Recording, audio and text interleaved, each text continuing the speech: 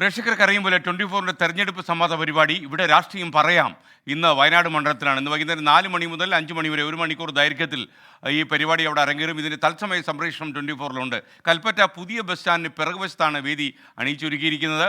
ഹാഷ്മി താജ് ഇബ്രാഹിമാണ് അവതാരകൻ. ഇപ്പോൾ കൽപ്പറ്റയിലുണ്ട് ഹാഷ്മി താജ് ഇബ്രാഹിം.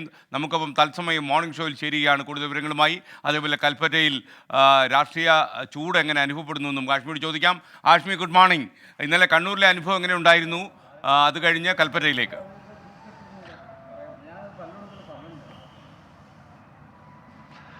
അങ്ങനെയാണ്. അപ്പോൾ നമ്മൾ കേരളത്തിൻ്റെ വടക്ക് നിന്ന് നമ്മൾ ഇവിടെ രാഷ്ട്രീയം പറയാമെന്ന് നമ്മുടെ മണ്ഡല പര്യടന യാത്ര പ്രിയപ്പെട്ട പ്രേക്ഷകരുടെ വലിയ പിന്തുണയോടെ നമ്മൾ കാസർഗോഡ് കഴിഞ്ഞു. കണ്ണൂരൊക്കെ ഇന്നലെ വലിയ ആ സമയമാണെങ്കിൽ കൂടി വലിയ ആളുണ്ടായിരുന്നു. വലിയ സജീവമായ സക്രിയമായ രാഷ്ട്രീയ ചർച്ചകൾ എന്ന് പറഞ്ഞാൽ കുറച്ച് ബഹളമൊക്കെ ഉണ്ടാവും. കാര്യം അത്രത്തോളം ആൾ കൂടുന്നതാണ്. അപ്പോൾ ബഹുജനം പലവിധം എന്നുള്ള നിലയിൽ അവരവരുടെ നിലപാടുകൾ പറയാൻ അവർ ശ്രമിക്കും. കുറച്ചൊക്കെ ബഹളം ഉണ്ടാവുമെങ്കിൽ കൂടിയും ഇന്നലെ കണ്ണൂരും അത്യാവശ്യം നന്നായി കഴിഞ്ഞു നമ്മുടെ പരിപാടി.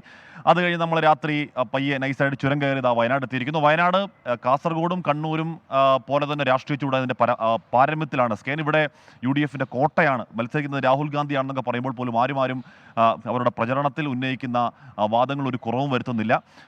നമുക്കറിയാം കേരളത്തിലെ ഒരു പാൻ ഇന്ത്യൻ ദേശീയ ശ്രദ്ധ കിട്ടുന്ന ഒരു മണ്ഡലമുണ്ടെന്നത് വയനാടാണ്. അത് രാഹുൽ ഗാന്ധിയുടെ വരവോടുകൂടി തന്നെയാണ്. കഴിഞ്ഞ തവണ രാഹുൽ ഗാന്ധി എല്ലാവരെയും ഞെട്ടിച്ചു വന്നതും ഇടത് കോട്ടകൾ തകർന്നതും 19-1 എന്നുള്ള മാരക സമഗ്രാധിപത്യം UDF നേടിയതൊക്കെ നമുക്കറിയാം.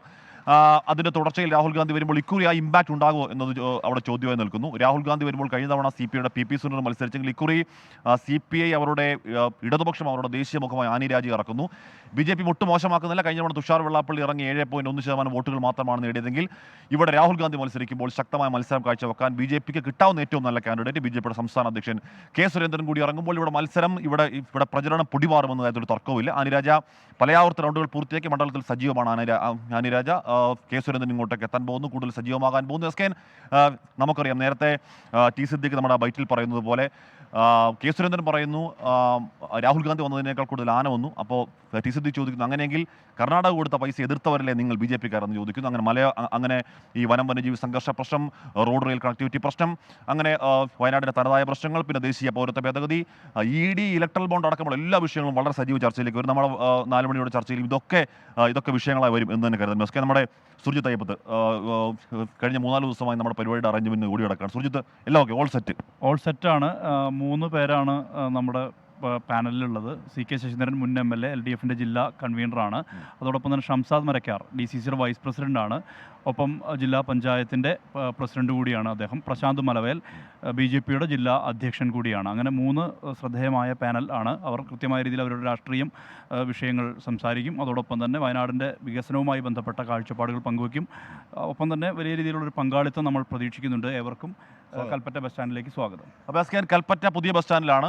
അപ്പോൾ എല്ലാ പ്രിയപ്പെട്ട പ്രേക്ഷകരെയൊക്കെ നമ്മൾ 4 മണി മുതൽ 5 മണി ക്ഷണിക്കുകയാണ്. ഇവിടെ ഒരു ചേട്ടൻ വന്നായിരുന്നു. ചേട്ടൻ വന്നിട്ട് ഒരു ഉമ്മ തരണം എന്നൊരു ആഗ്രഹത്തിൽ വന്നായിരുന്നു. അപ്പോൾ ചേട്ടൻ പോയി, ഇപ്പോൾ കാണുന്നില്ല. അപ്പോൾ ആ കാര്യം അറിയിക്കുന്നു. അപ്പോൾ ഒരു കാര്യം, എനിക്ക് വേണ്ടി ഹാഷ്മി തിരിച്ചൊരു ഉമ്മ കൊടുത്തേര്, ഒരു സിംബോളിക് ഉമ്മ. ഓക്കെ ഹാഷ്മി, എന്തായാലും വൈകുന്നേരം 4 മണിക്ക് അടിച്ചു പൊളിക്കണം. ഓക്കെ, തകർത്തോളൂ. പക്ഷേ നാട്ടുകാർ വിളിക്കാൻ നോക്കണം. ഇന്നലെ ഇത്തിരി ബഹളം കൂടിയെന്നും എല്ലാവരുടെയും മൈക്ക് ഒന്നിച്ച് തുറന്നെന്നും ഒക്കെ തന്നെ ചില പ്രേക്ഷകർ പരാതിപ്പെടുന്നുണ്ട്. അപ്പോൾ നമുക്കറിയാം ഈ തെരഞ്ഞെടുപ്പ് കാലമാകുമ്പം ഇവിടെ രാഷ്ട്രീയം പറയാനല്ലേ പറഞ്ഞേക്കുന്നത്. രാഷ്ട്രീയം പറയുമ്പോൾ ചിലപ്പോൾ അരങ്ങത്തിരി കൊഴുക്കുമ്പോൾ ചിലപ്പോൾ ശബ്ദം കൂടും. അപ്പോൾ ഈ ശബ്ദലഹരിയൊക്കെ പ്രതീക്ഷിച്ച് വേണം പ്രേക്ഷകർ വരാൻ, അല്ലേ? Okay,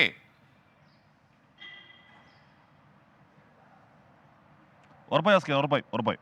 okay, thank you Hashmi. അവിടെ തന്നെ തുടരുക. ഇന്ന് വൈകുന്നേരം 4 മണിക്ക് 1 മണിക്കൂർ ദൈർഘ്യത്തിലാണ് ഈ പരിപാടി കൽപ്പറ്റ പുതിയ ബസ് സ്റ്റാൻഡിന് പുറകുവശത്തുള്ള വേദിയിൽ അരങ്ങേറുക. തത്സമയം 24 സംപ്രേഷണം ചെയ്യും 1 മണിക്കൂർ നേരം.